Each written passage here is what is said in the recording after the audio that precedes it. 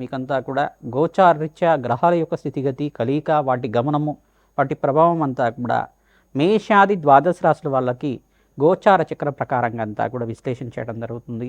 ఈ రోజున మనం చెప్పబోయే టాపిక్ ఏంటంటే ప్రధానంగా చూసుకుంటే 2026 ఆంగ్ల సంవత్సర ఫలితాల్లో భాగంగా ప్రధానంగా చూసుకుంటే ఈ యొక్క సంక్రాంతి వేళ నుంచి ఎటువంటి శుభ కార్యక్రమాలంతా కూడా విశేషంగా పుణ్యయోగాలు సిద్ధించడానికి సంక్రాంతి సందర్భంగా మీకంతా కూడా మేషాది ద్వాదశ రాశుల వాళ్ళకి ఈ యొక్క ఆంగ్ల సంవత్సర ఫలితాల్లో భాగంగా జనవరి నుంచి డిసెంబర్ దాకా ఈ పండగ నుంచి మీరు ఎటువంటి పుణ్య కార్యక్రమాలు ఆచరించుకుంటే మీ జీవితం అంతా కూడా రాజయోగంగా మారడానికి విశేషమైన పరిష్కారాలంతా కూడా చెప్పడం జరుగుతుంది.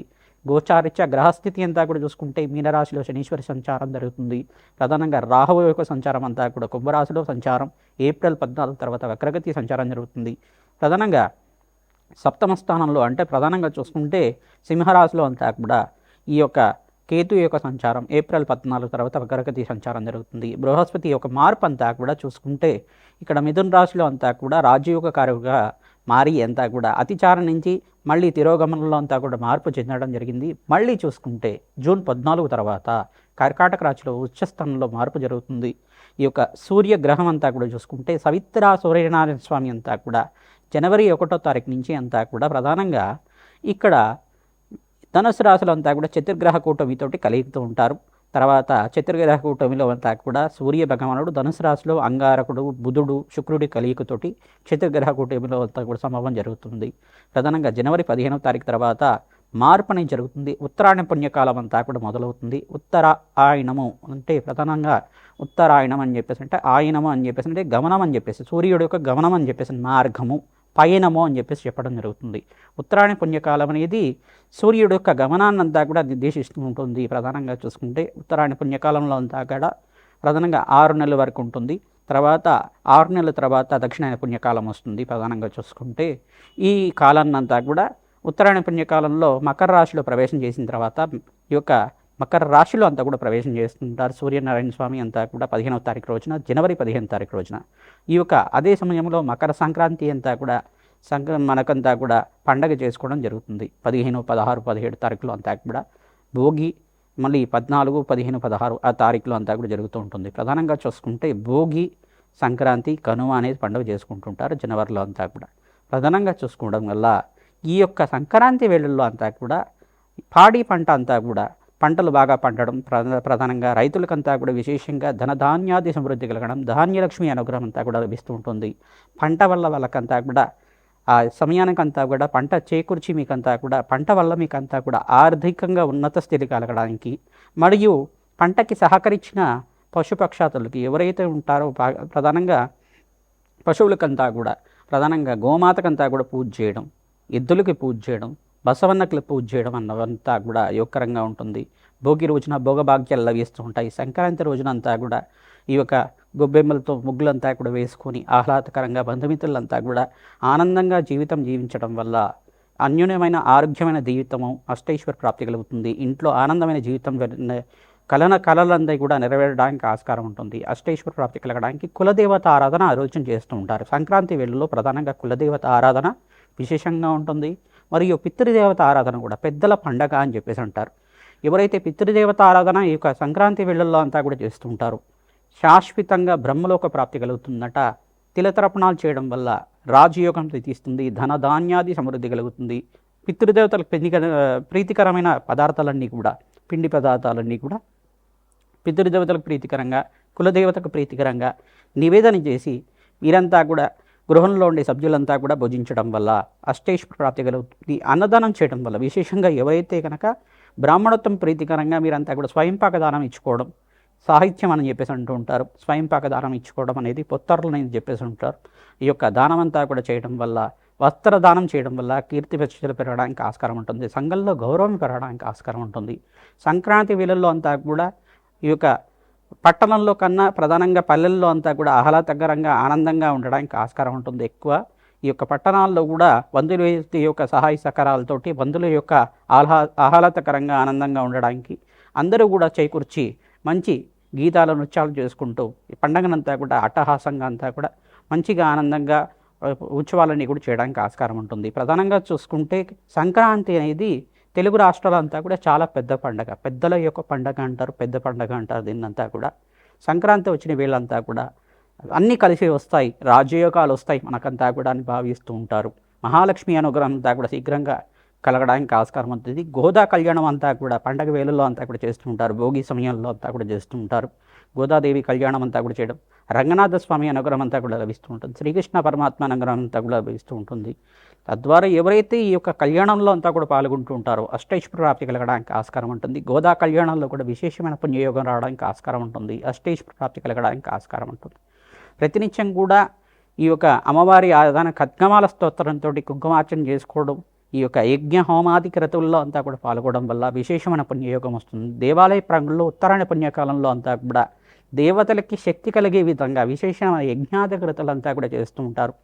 రాజశ్యామల యజ్ఞాత క్రతులు కానీ, విశేషమైన చండీ హోమాది కార్యక్రమాలు కానీ, కులదేవత ఆరాధన కానీ, విశేషంగా ఎవరైతే యజ్ఞ హోమాది క్రతులంతా కూడా చేస్తూ ఉంటారో విశేషమైన పుణ్యయోగం సిద్ధించడానికి ఆస్కారం ఉంటుంది. అత్యంత శుభమైన కాలంగా ఉత్తరాయణ పుణ్యకాలం అంతా కూడా అత్యంత శుభకాలంగా ఉంటుంది. సంక్రాంతి అంతా కూడా పుణ్య కార్యక్రమాలు ఆచరించుకోవడానికి, దాన ధర్మాలు చేసుకోవడానికి అత్యంత శుభమైన ఫలితంగా ఎవరైతే దానాది కార్యక్రమాలు చేసుకుంటూ ఉంటారో 3 రెట్లు 3,000 కోట్ల రెట్లు ఫలితం అంతా కూడా పొందడానికి ఆస్కారం ఉంటుంది. ప్రతినిత్యం కూడా అమ్మవారి ఆరాధన, కులదేవత ఆరాధన, పితృదేవత ఆరాధన మర్చిపోకుండా చేస్తూ ఉండండి. తద్వారా అష్టైశ్వర్య ప్రాప్తి కలుగుతుంది, రాజయోగం సిద్ధిస్తుంది. తులారాశి జాతకులకి 2026 ఆంగ్ల సంవత్సర ఫలితాల్లో భాగంగా రాజయోగం సిద్ధి రావడానికి, సకల గ్రహదోషం నుంచి బయటపడి ఆనందమైన జీవితం జీవించడానికి ఏ మాసంలంతా కూడా అత్యంత యోగకరంగా ఉంది తెలుసుకోవడం జరుగుతుంది. ప్రధానంగా ఆంగ్ల సంవత్సరంలో విశేషమైన పుణ్యయోగాలంతా కూడా తులారాశి జాతకులకి, విశేషంగా మహాలక్ష్మీదేవి అనుగ్రహం వల్ల ఈ యొక్క శుక్రుడు ఉచ్చస్థానంలో మార్పు, శనీశ్వరుడు పాటు కలియిక రాజ్యయోగంగా మారుతుంది. ప్రధానంగా ఇక్కడ అంగారకుడు ఉచ్చస్థానంలో మార్పు ఫిబ్రవరి 18 తర్వాత మీకంతా కూడా రాజ్యయోగంగా ఉంటుంది. ప్రధానంగా ఇక్కడ పంచగ్రహ కూటమి అంతా కూడా కుంభరాశిలో ప్రవేశం చేసిన 5 గ్రహాలన్నీ కూడా మిశ్రమైన ఫలితాలు ఇచ్చినప్పటికీ కూడా ధన సహాయం అంతా కూడా చేయడానికి ఆస్కారం ఉంటుంది. ధనయోగానంతా కూడా జీవితంలో మార్పు, విశేషమైన మార్పు అంతా కూడా జరగడానికి ఆస్కారం ఉంటుంది. ఈ యొక్క వివిధ వ్యాపార రంగంలో వాళ్ళకి లాభాలు గణించడానికి బృహస్పతి రాజయోగం అంతా కూడా ఉచ్చస్థానంలో మార్పు వల్ల అత్యంత శుభమైన ఫలితాలు పొందడానికి ఆస్కారం ఉంటుంది. ప్రధానంగా గ్రహస్థితి అంతా కూడా చూసుకుంటే జూన్ 14 తర్వాత ద్వితీయార్థంలో రాజయోగ కారణంగా మారుతుంది.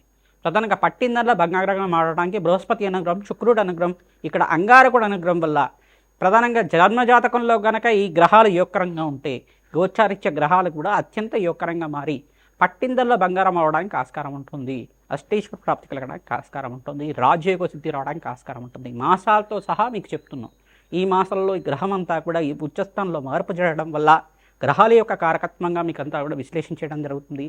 మీ జన్మజాతకమే ప్రధానమైన జాతకంగా ఉంటుంది.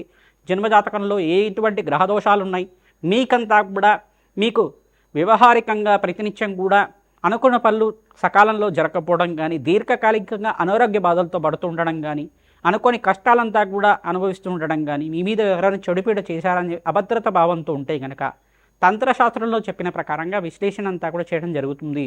తంత్రశాస్త్రంలో చెప్పిన ప్రకారంగా పరిష్కారం ఏంటిదంటే మహాకాళి దేవాలయంలో ప్రతినిత్యం కూడా మీ దగ్గరలో ఉండే మహాకాళి దేవాలయానికి వెళ్ళండి. ప్రతినిత్యం కూడా కూష్మాండ దానం చేయండి.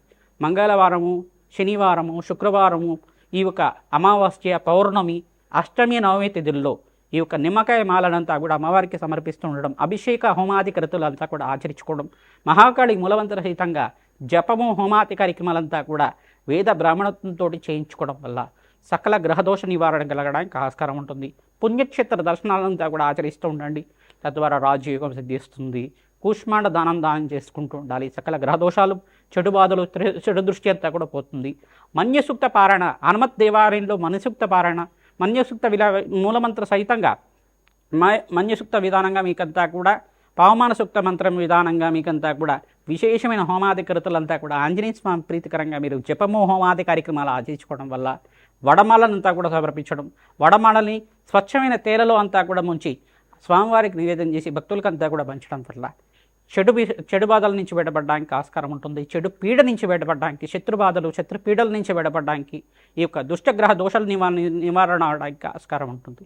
ప్రతినిత్యం కూడా భగవంతుడి ఆరాధన చేయండి, అమ్మవారి ఆరాధన చేసుకోండి. ఈ సంవత్సరం అంతా కూడా రాజయోగంగా మారడానికి ఆస్కారం ఉంటుంది. శ్రీమాత్రే నమః.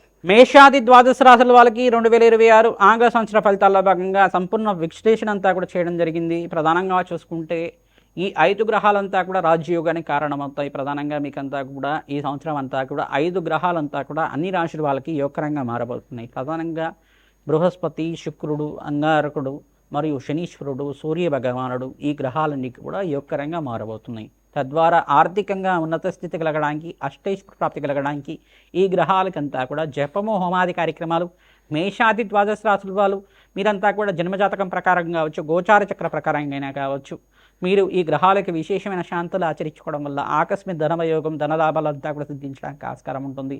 విశేషంగా ఈ ఉత్తరాయణ పుణ్యకాలంలో ఎవరైతే కనుక సంక్రాంతి వేళల్లో అంతా కూడా విశేషంగా పితృదేవత ఆరాధన ఆచరిస్తూ ఉండాలి. తిలతర్పణాలు, తిలహోమాలు ఆచరించడం, పితృదేవతల ప్రీతికరంగా విశేషమైన నివేదనంతా కూడా చేయడం, పిండి పదార్థాలన్నీ కూడా ఆచరించడం, మీ యొక్క బ్రాహ్మణత్వం ప్రీతికరంగా మహావిష్ణు స్వరూపంగా ఉన్న బ్రాహ్మణత్వంకంతా కూడా స్వయంపాక దానం చేసుకోవడం, కూష్మాండ దానం చేయడం, వస్త్రదానం చేయడం, దక్షిణ దానం చేయడం ప్రధానంగా అంతా కూడా యోగకరంగా ఉంటుంది, రాజయోగ కారణంగా ఉంటుంది. ప్రధానంగా ఎవరి జాతకంలో గనక గ్రహస్థితి మెరుగ్గా లేదు, మాకంతా కూడా శత్రుభయాలు ఉన్నాయి, ప్రధానంగా మాకంతా కూడా చెడుపీడ జరిగింది అనేది ప్రభావంగా ఉంది అని చెప్పేసి బాధపడుతుంటే కనుక మీరు తంత్రశాస్త్రంలో చెప్పిన ప్రధానంగా మీరంతా కూడా ఆచరించండి. మహాకాళి పుణ్యక్షేత్రాలు దర్శనం చేసుకుంటూ ఉండండి. మహాకాళి పుణ్యక్షేత్రంలో నిద్ర చేయడానికి ప్రయత్నం చేయండి.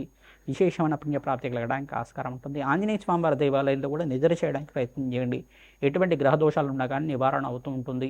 మన్యసూక్త పారాయణం ఆచరించాలి. పవమాన సూక్తం అనే సూక్తం ఉంటుంది. ఆ సూక్తంతో విశేషమైన హోమాది కార్యక్రమాలు ఆచరించుకోవడం విశేషమైన పుణ్యప్రాప్తి కలగడానికి ఆస్కారం ఉంటుంది. వడమాలను సమర్పించి తేనెను కూడా నివేదన చేయడం వల్ల ఆంజనేయ స్వామికి ప్రధానంగా సింధూర అభిషేకాది కార్యక్రమాలు ఆచరించుకోవడం వల్ల ఆంజనేయ స్వామి అనుగ్రహం వల్ల సకల దుష్టగ్రహ పీడలంతా కూడా పోవడానికి ఆస్కారం ఉంటుంది. శ్రీమాత్రే నమః.